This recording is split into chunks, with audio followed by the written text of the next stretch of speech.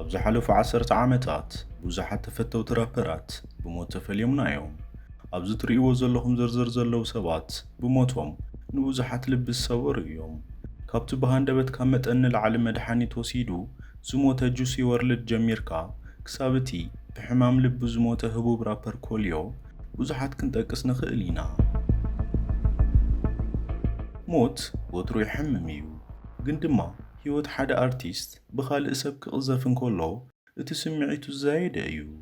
ኣብዚ ዝሓለፉ ውሕዳት ዓመታት ጥራይ ኪንግ ቮን፣ ቴክ ኦፍ፣ ኒፕሲ ሃስል፣ ፖፕ ስሞክ፣ ፒኤምፒ ሮክ፣ ኤክስኤክስ ተንታሲዮን፣ ጄዳ ያንጋን፣ ድሬክ ዘ ሩለር፣ ያንግ ዶልፍ ከምኡውን ካልኦት ብዙሓት ኣርቲስታት ብሰንኪ መጥቃዕቲ ሰብ ህይወቶም ብዘይግቡእ ተቐዚፋ እያ። ርግፀኛ እየ ዋላ ሓደ ሰብ ከምዚ ዝበለ መስካሕካሕ ተግባር ንኽገብር ትብዓት ዝህልዎ ይመስለንን። ብዙሓት ሰባት 6ix9ine ልክዕ ከምቶም ዝተቐተሉ ራፐራት ንሱ እውን ኣሰሮም ከምዚ ስዕብ እዮም ዝግምቱ ነይሮም። መወዳእታኡ እውን ከምኦም ከም ዝኸውን ይዛረቡ ነይሮም። ግናኸ ከመይ ኢሉ ክኸውን ይኽእል? ሰባት ከምዚ ክብሉ ዝደፋፍኦም ምኽንያት እንታይ ይኸውን? ነዞም ሕቶታት እዛ ቪድዮ ክትምልሰልና እያ። ክሳብ መወዳእታ ተኸታተሉኒ።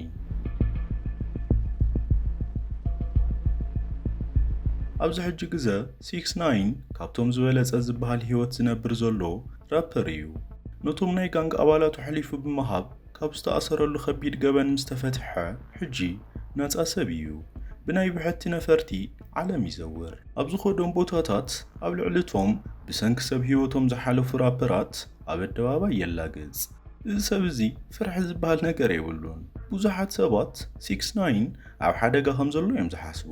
ሕድሕድ ዝሓልፋ መዓልትታት ናብቲ ናይ መወዳእታ ዕረፍቱ ሓደ ስጉምቲ ከም ዘቕርብኦ ይኣምኑ። ብዙሓት ሰባት ድማ ብኢድ ሰብ ምጥፋኡ ናይ ግዜ ጉዳይ ጥራይ ከም ዝኾነ ይዛረቡ። ግናኸ 6ix9ine ኩሉ ነገር ሓሊፉ ዝበልዎ ተሳጊሩ ክሳብ ሕጂ ብህይወት ይርከብ። ናይዚ ምኽንያት ድማ ክጥቀሱ ዝግባኦም ቀንዲ ምኽንያታት ኣለዉ።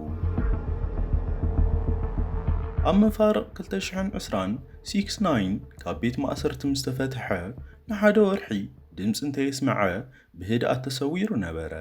ዋላ ሓደ ሰብ ገጹ ኣብ ኣደባባይ ክርኢ ዝሓሰበ ይነበረን። ግናኸ ሓደ ዘይተጸበናዮ ነገር ተፈጠረ። ጉባ ዝተሰመየ ደርፉ ብምዝርጋሕ ናብ ዝኾነ ይኹን ካልእ ቦታ ናይ ምኻድ ሓሳብ ከም ዘይብሉ ኣረጋገጸ። 6ix9ine ካብ ዝፍታሕ ጀሚሩ ኣሕሊፉ ወሃቢ ወይ እውን ጠላም ዝብል ስም ተዋሃቦ።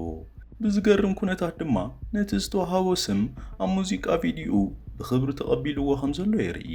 እዚ ተግባር እዚ ዓብዪ ትብዓት እዩ ዝሓትት። እቲ ሙዚቃ ዝተዘርግሐ ነቲ ቀደም 12 ዝበጽሑ ኣባላት ናይን ትሬይ ብለድስ ዝበሃል ዝነበረ ናይ ባዕሉ ኣባላት ጋንግ ንምኽሳስ ምስ ፌደራል መንግስቲ ምስ ተሓባበረ እዩ ነይሩ። ገለ ካብቶም ኣባላት ክሳብ 2030 ካብ ቤት ማእሰርቲ ከም ዘይወፁ ተፈሊጡ እዩ። እቲ ዝዘርግሖ ናይ ሙዚቃ ቪድዮ ኣብ መጀመርታ 14 ሰዓታት ጥራይ ኣብ ታሪኽ ሂፕ-ሆፕ ዝለዓለ ቪው ብምምዝጋብ ሪከርድ ሰቢሩ እዩ።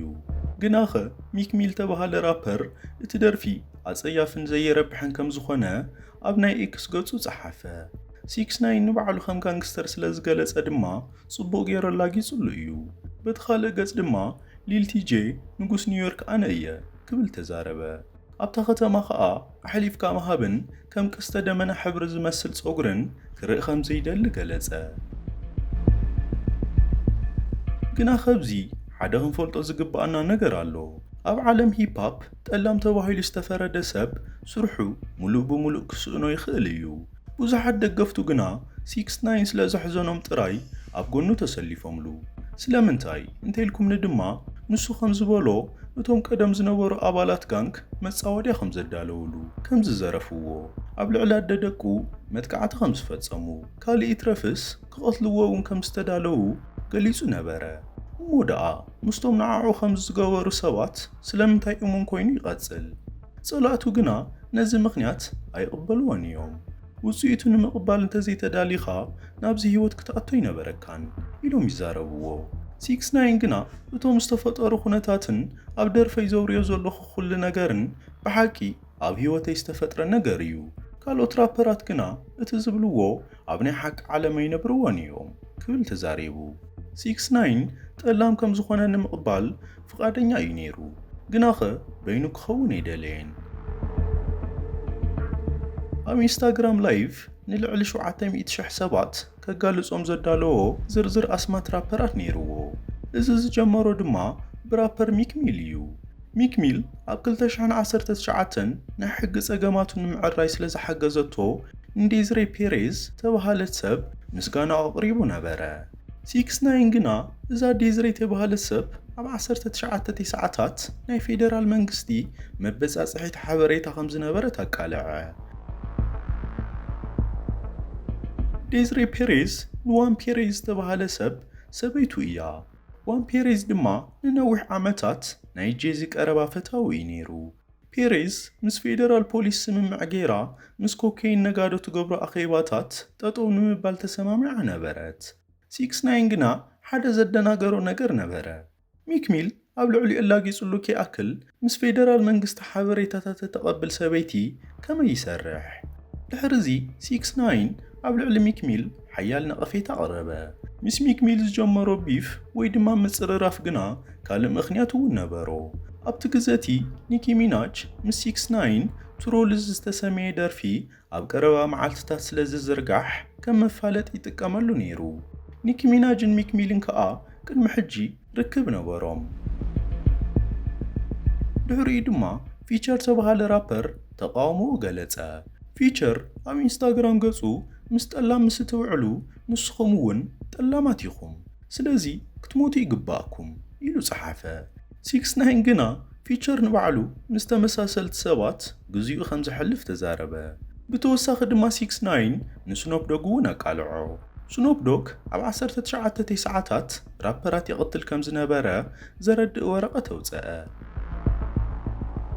69 ብቕንዕና ዝኣምኖ ነገር ኣሎ ዝኾነ ካልእ ራፐር ንሶብ ዝነበሮ ኩነታት እንተዝህሉ ብልክዕ ንሱ ዝገበሮ ነገር ምገበረ ግና ከምዚ እዩ 69 ሰባት ከይፈትዎ ዝገበሮ ምኽንያት እዚ ጥራይ ኣይኮነን ደገፍቲ ሂፕ-ሆፕ ንዕኡ ዘይፈትውሉ ቀንዲ ምኽንያት ብቐሊሉ ዘሰልችው ስለ ዝኾነ እዩ 95 ሚእታዊ ራፐራት ኣቓልቦ ዝረኽቡ ብዝሰርሕዎ ደርፊ ወይ እውን ብዘካፈልዎ ፈጠራዊ ሓሳብ እዩ 69 ግና ዝገብሮ ዘበለ ኩሉ ካብቲ ኣብ ኢንስታግራም ዝጥቀመሉ ጽሑፋት ክሳብ ኣብ ደርፉ ዘውርዮ ግጥምታት ንባዕሉ ምስ ካልኦት ከወዳድር ይርአ ምስ እከለን ክወዳድር እንታይ ከም ዘለኒ እንታይ ከም ዝገብር ረኣዩ እናበለ ይጽሕፍን ይደርፍን ትኹረት ንምርካብ ዝገብሮ ነገራት ንግዚኡ ጉልበትን ድጋፍን የምጽእ ድሕሪ ግዜ ግና ኣድካም ይኸውን ሰባት እውን ይጸልእዎ ኣብ መፋርቕ 2020 ግና ኢንተርኔት 69 ዝገብሮ መስሓቕ ነገራት ንልዕሊ ዓመት የረኸበን በዚ ምኽንያት ድማ እቲ ራፐራት ዘጋለጸሉ ቪድዮ ውፅኢታዊ ኮይኑ ተረኸበ 69 ዝገበሮ ራፐራት ምቁጣዕ ጥራይ ኣይነበረን ነቲ ትሮልዝ ዝተሰመየ ሙዚቃ ቪድዮ ድማ ኣብ መዛዘሚ ናይቲ ኢንስታግራም ላይቭ ዘርግሖ እቲ ቪድዮ ምስ ተዘርግሐ ኣብ ውሽጢ 24 ሰዓታት ድማ 30 ሚልዮን ረኣይቲ ይረክብ ኣብ ቢልቦርድ እውን ካብቶም ዝበለጹ 100 ደርፍታት ቀዳም ኣይኮነ ግናኸ 69 ኣብ ዝጠጠው ክብል ኣይደለየን ምኽንያቱ ከላልዮ ዘለዎ ሓድሽ ኣልበም ነበሮ ጸላእቱ 69 ናብ ደገ ክወጽእ ከም ዘይክእልን ንድሕንነቱ ኢሉ ኣብ ውሽጢ ገዛ ከም ዝቕመጥን ከም ዘይወጽን ይዛረቡ ነበሩ ስለዚ ድማ 69 ጸላእቱ ከም ዝተጋገዩ ንምርኣይ ናብ ደቡባዊ ቺካጎ ናብቲ ሓደገኛ ከባቢ ወጸ ኣብቲ ቦታ ከይበጽሕ እንከሎ ድማ ኣብ ልዕሊ ሊል ሪስ ዝተባሃለ ራፐር ናይ ላግፂ ቪድዮ ሰረሐ ብድሕሪኡ ድማ 69 ብዘይተጸበዮ ኩነታት ተታሒዙ ተሃረመ ብድሕሪኡ ንባዕሉ ዘርከሰሉ ቪድዮ ዳግማይ ሰሪሑ ዘርግሐ ዝገበሮ ነገር ዓብይ ትብዓት ዝሓትት ነይሩ ሰባት እውን እዚ ተግባሩ ኣብ ቀረባ ከም ዘቕትሎ ይዛረቡ ነበሩ 69 ግና ኣብቲ ግዜቲ ከተማ ክወጽእ እንከሎ ሰለስተ ገዘፍቲ ሓለውቲ ሒዙ እዩ ዝነበረ 69 ብሓለውቲ ከይተኸበብካ ምንቅስቓስ ዕሽነት ከም ዝኾነ ይፈልጥ እዩ ምስ ፌደራል መንግስቲ ዘለዎ ስራሕ ኣብ ግምት ውሽጢ ብምእታው ድማ ኣብ ዝተጨናነቐ ቦታ ኮይኑ ኣብ ልዕሊኡ መጥቃዕቲ ክገብሩ ዝፍቱኑ ሰባት ልክዕ ከም ዓያሹ ክኾኑ ይኽእሉ እዮም ዝኾነ ኮይኑ 69 ዝዘርግሖ ምርኢት ቪድዮ ናብ ሰማይ ክድይብ ጀመረ ንጸላእቱ እውን ኣሕፊርዎም እዩ ግና ካብ ዘሕዝን ኩነታት እቲ ኣልበም ስሉጥ ኣይነበረን ولا حدا كعدقو زدل سبون ينبرن. مسكرم كلتشحن عسران تاتل تيلس تسمي ألبوم زرقحة استقمت مشطة عم جمرتا سمون تراي 150 شح كوبي نيرو قناخة 50 شح كوبي تراي تشطة زي نسيكس 9 عبي وردة انكساراني نيرو هيوت كمزي آيا أبسبات اللاقز قنا برئسخا معاس كمز اللاقز الكاي تفلتنيخا 6-9 دحرزي حدا معالتي بوسترات كقدد ألبوم بناصا كعدلن نسبات درفتاتو بناصا نخسمعولن تلمن زرق فيديو زرقحا دقفتو دما دحرزي 6-9 كان موزيكا اندستري سلستقلل ايمبر جقنا ايو إلوم تزاربو بدحرزي حدا نقر كوكوانف جمرة مس 6-9 بمتحبار سرح زخونا سب سرحن شمون او حداقا كودق جمرة ارتيستات كونتنت كريترات كلهم كاو كهدمو جمرو كموزيكا اندستري دما ولا حدا دقفا يرخبن 6-9 بينو ترفا ناي 6-9 درفن تاريخهم كاكل تشحن 18 جميروم درفتاتو ازيوم تمساسلت ايوم حدشت نقرات يكاتتن للبيبي نقونان تبهالو رابرات بتدقاقامي تمساسال نقر بمقبار يفلتو سوات حدا سرح الدقاقام كله يزالقوو ألبومو دحر مودع دما 6-9 تسورة كاب انترنتو انتفأ كوين قنا دحر حدا عمت عبو كل تشعن عسران حدن بكالق بأسة تملسة مايا مبزركب نايت كلب مس ميكميل تبأسة دحر زي ميكميل نمعلو كم حيال سب جيرو غربا قناخة ابت فيديو خمز الرقاء ولا حنت زقبورة نقريلن ابتا ساعت 6-9 ميكميل بحلو تتخبي بخمزلو الرقاكي تسويو 6-9 قصيلو ابت بهيوت زي الرابر كينغ فون قالات كدر بجمرة كينغ فون مرمرا ريسا مستقبرلو نحفتو بوشتي حدا ملقت صحيفو لأخلا دقفتو دما بتقبارو تصيفوو 6-9 زقبرو تقبار سبقاو الناس يبلو ايو 6-9 ابلع كينغ فون زقبرو بيف ابرؤسو صقم فترلو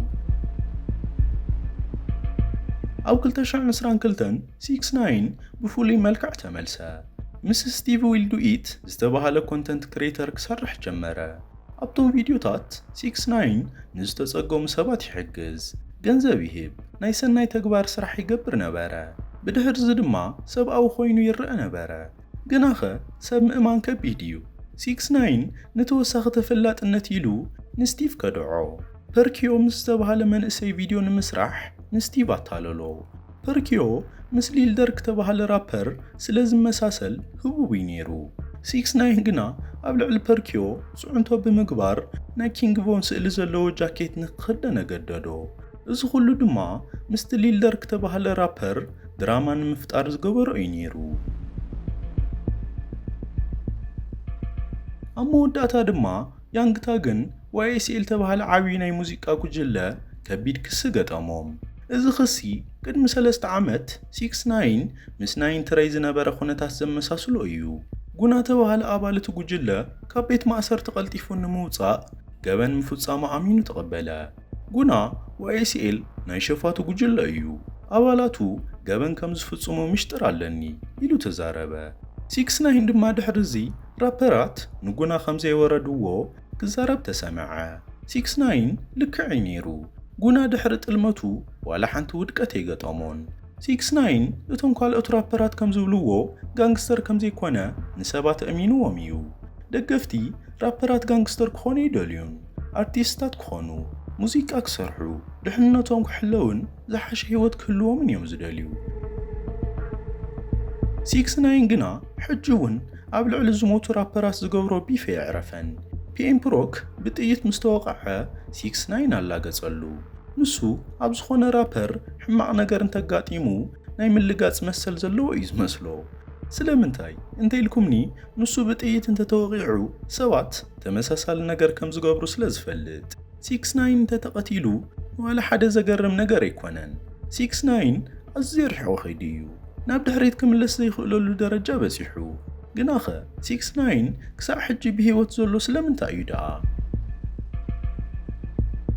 ኣብ ልዕሊ 6ix9ine ፈተነ ቅትለት ዝገብር ዝኾነ ዓይነት ሰብ እንተሃልዩ ብፍጹም ካብ ሕጊ ከምልጥ ኣይኽእልን።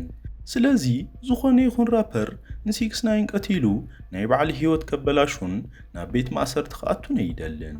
6ix9ine እውን እዚ ጽቡቕ ገይሩ እዩ ዝፈልጥ። ስለዚ 6ix9ine ኣብ ልዕሊ ቶም ራፐራት ዝገብሮ ዘሎ ላግፂ ሕጂ እውን ይቕፅል ኣሎ። እስካዕ ሕጂ እውን እንተኾነ 6ix9ine ኣብ ልዕሊ ካልኦት ራፐራት ሓደሽቲ ናይ ራፕ ቢፋት ወይ እውን ጸርፍታት ፈጢሩ ብሰላም ህይወቱ ይነብር ኣሎ። ነዚ ታሪኽ ክሳብ መወዳእታ ስለ ዝተኸታተልኩምኒ ካብ ልቢ የመስግን።